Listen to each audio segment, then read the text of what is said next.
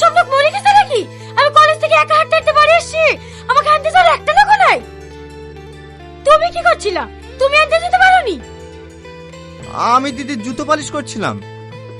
তোমার জুতো পালিশটা আগে হলো, তাড়াতাড়ি উপরে আসো, কিছু কাজ বাকি আছে সেগুলো সারতে হবে।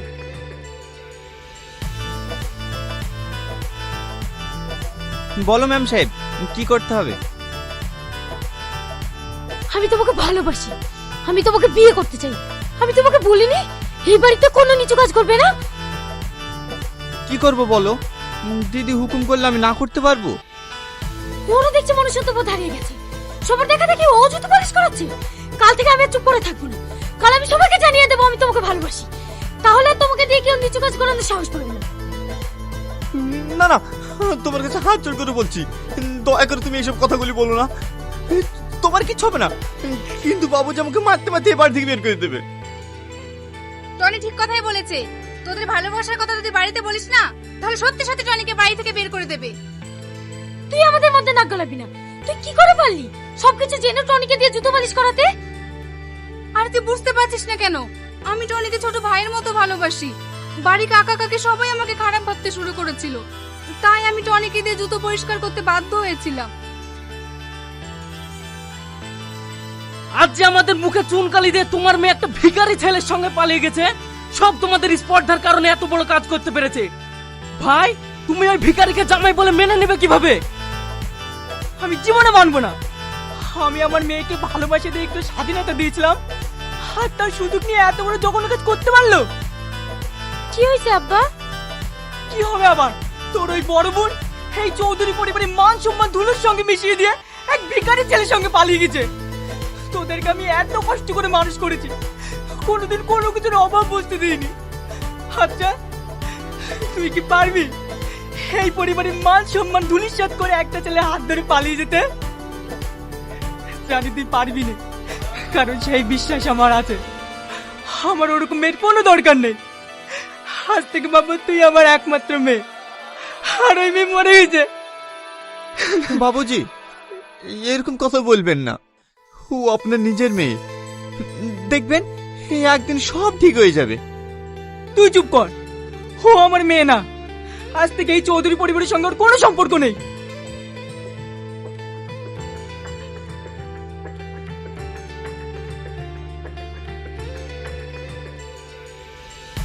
তোমার জন্য আমার খুব কষ্ট হয়।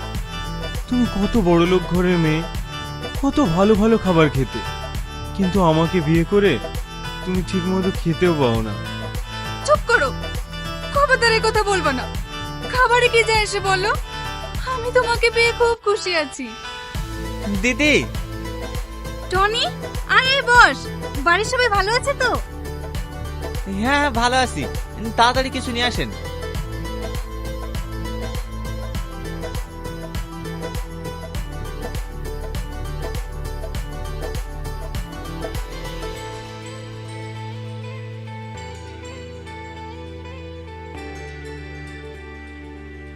টনি, তোকে একটা কথা জিজ্ঞাসা করব। হ্যাঁ দিদি। তুই যে প্রতিদিন এই জিনিসগুলো নিয়ে আসিস, এইগুলো কি সত্যি আমার আব্বা পাঠায়, নাকি তুই নিজে থেকে নিয়ে আসিস? হ্যাঁ, বাপ কি মেয়ের উপর রাগ করে থাকতে পারে? বাবুজি আপনাকে অনেক ভালোবাসে, মানুষের লজ্জার খাতিরে আসতে পারে না। দেখেছো, আমি তোমাকে বলিনি আমার আব্বা ওরকম মানুষ না। আমাদের ঠিক একদিন মেনে নেবে। অবশ্যই মেনে নেবে।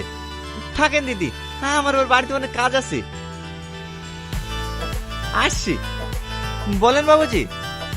প্রতিদিন বাজার করতে কি তোর এত দেরি হয় কেন? সত্যি করে বল, তুই কোথায় যাস? না না বাবুজি, আমি কোথায় জানি তো, আমি বাজার করে চলে আসি।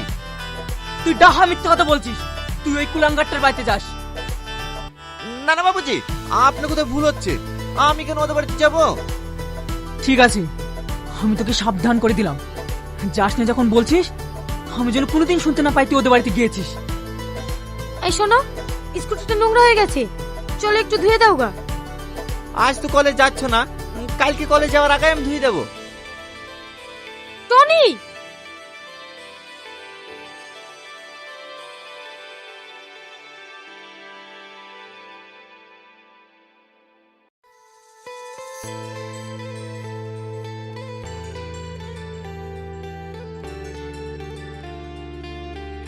কি ব্যাপার আমাকে ডাকলে যে কিছু বলবে? সত্যি করে বলো, তোমাকে এত করে ডাকছি, তুমি আমাকে ইগনোর করছো কেন? তুমি জানো না আমি তোমাকে কতটা ভালোবাসি? দেখো, আমিও তোমাকে অনেক ভালোবাসি, কিন্তু সব ভালোবাসা আমার বাবুজির ভালোবাসার কাছে তুচ্ছ। আমার বাবুজির চোখের পানি আমি কখনো সহ্য করতে পারবো না। সব কথাই বাবুজি বাবুজি আর বাবুজি। আমি একটা জিনিস বুঝতে পারি না, ওটা আমার বাপ না তোমার বাপ। দেখো, তোমাকে আমি খুব ভালোবাসি আর তোমাকে বিয়ে করব। দেখো, আমি তোমাকে বিয়ে করতে পারবো না। বিয়ে করতে পারবি না তো? ঠিক আছে, আমি এক্ষুনি বলবো। সালমা, সালমা, তুমি পাগল হয়ে গেছো? তুমি দেখতে পাইছো না বাবুজি তোমার বড় বোনের জন্য প্রতিদিন চোখের পানি ফেলে? আমি আজ তোমাকে পাওয়ার জন্য প্রতিদিন প্রতি মুহূর্তে চোখে জল ফেলি। তোমার কি আমার প্রতি একটু মায়া হয় না? হ্যাঁ গো, আমারও মায়া হয়, কিন্তু আমি তোমাকে এই মুহূর্তে বিয়ে করতে পারবো না, যতক্ষণ না আমি বাবুজিকে নারাজি করাতে পারছি। ঠিক আছে, তাই হবে, কিন্তু ততদিন তুমি আমাকে ভালোবেসে কথা বলবে, আমি তাতেই খুশি থাকবো। ঠিক আছে, আমি তোমাকে আর কোনোদিন কষ্ট দেবো না। I love you.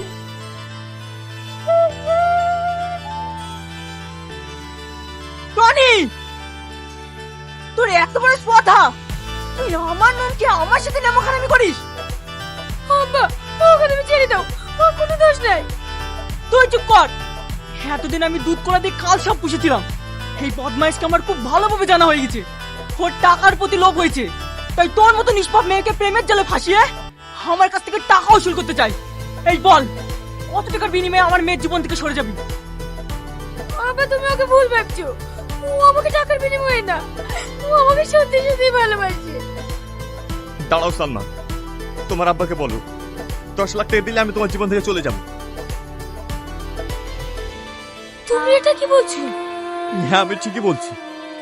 10 লাখ টাকা পেলে আমার আর কিছু চাই না।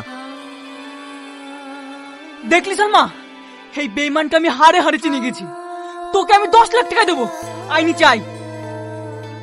তুই মানুষ না জানোয়ার, তোকে আমি এত ভালোবেসে এত বিশ্বাস করে আমার জীবনের সব কিছু উৎসর্গ করে দিয়েছি, আর সেই তুই সামান্য কিছু টাকার লোভে আমার ভালোবাসা বিক্রি করে দিলি। চিটরে চি। বাপ ভালো আছো? বুড়ি ভালো আছিস তো মা? হ্যাঁ ছোট বাবা, ভালো আছি। কিরে বোন, কালকে বিয়ে আর আজকে আসার সময় হলো?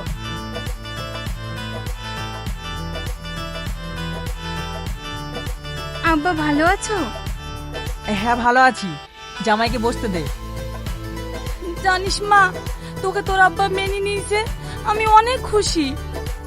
তুমি হয়তো জানো না মা, আব্বা আমাদের অনেক আগেই মেনে নিয়েছে।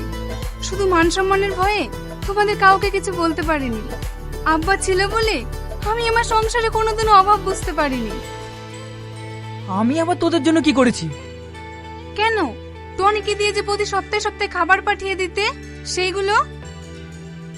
আমি টনির হাত দিয়ে খাবার পাঠিয়েছি? দেখ মা, তোর হয়তো কোথাও ভুল হচ্ছে। আব্বা, তুমি আর কত লোকাবে বলো? আজ আমি তোমার জন্যই বেঁচে আছি। তুমি যদি টনির হাত দিয়ে 10 লাখ টাকা না পাঠাতে, তাহলে হয়তো আজ আমি আর বেঁচে থাকতাম না। আমি তোকে 10 লক্ষ টাকা দিয়েছি, আমি তো কিছুই বুঝতে পারছি না। কি হয়েছে মা, তুই আমাকে সব খুলে বলতো। একদিন আমার পেটে প্রচন্ড যন্ত্রণা করছিল, তারপর টনি আমার পেটে খুব যন্ত্রণা করছে, আমি বোধহয় বাঁচবো না। ও মা গো! আপনার কিছু হবে না, আপনি একটু শান্ত হন। ডাক্তার বাবু, আমার দিদিকে একটু দেখেন। আমার খুব কষ্ট হচ্ছে, আমি থাকতে পারছি না, খুব কষ্ট হচ্ছে আমার। আমার দিদি কি হয়েছে ডাক্তার বাবু? দেখুন, এই মুহূর্তে কিছু বলা যাচ্ছে না, তাড়াতাড়ি এনার পেটের ছবি করতে হবে। ডাক্তার বাবু, আমার স্ত্রী কি হয়েছে? এনার দুটো কিডনি 70% ড্যামেজ হয়ে গেছে, তাড়াতাড়ি অপারেশন করতে হবে, না হলে বাঁচানো যাবে না। অপারেশন করতে কত টাকা লাগবে ডাক্তার বাবু? প্রায় 10 লাখ টাকা, আপনি তাড়াতাড়ি ম্যানেজ করুন। 10 লাখ টাকা? আমি আর মনে হয় তোমাকে বাঁচাতে পারবো না গো। আমি এখন 10 লাখ টাকা কোথায় পাবো? তারপরও 10 লাখ টাকা নিয়ে আসি, আর টাকাটা দেওয়ার সময় জানায় ওই টাকাটা নাকি তুমি দিয়েছো। হ্যাঁ, টাকাটা আমি দিয়েছি, তবে ওই টাকাটাই হতভাগের ভালোবাসার বিক্রির টাকা ছিল। এ তুমি কি বলছো আব্বা? আমার টনি ভাই কোথায়? কি হলো আব্বা বলো? টনিকে আমি বাড়ি থেকে কুকুরের মতো দূর করে বের করে দিয়েছি। আমি নিজের মেয়েকে যতটা না ভালোবাসতে পেরেছি, ও তার চেয়েও তোকে বেশি ভালোবেসে তোর কোনোদিন অভাব বুঝতে দেয়নি। তুমি কান্না করো না, তোমাকে শক্ত হতে হবে, কালকে যে আমার বিয়ে। না না, আমি আর বিয়ে দেবো না। আমি ওই হীরের টুকরো ছেলে টনির সঙ্গে তোর বিয়ে দেবো। চ, এখনই টনিকে ফিরিয়ে নিয়ে আসতে হবে।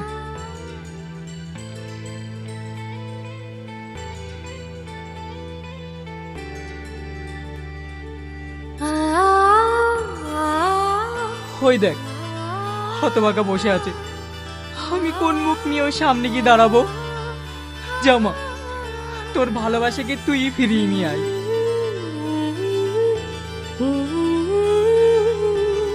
Tony,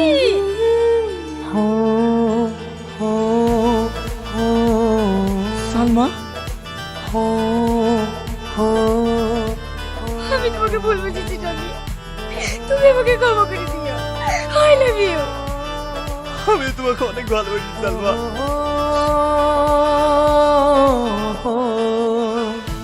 oh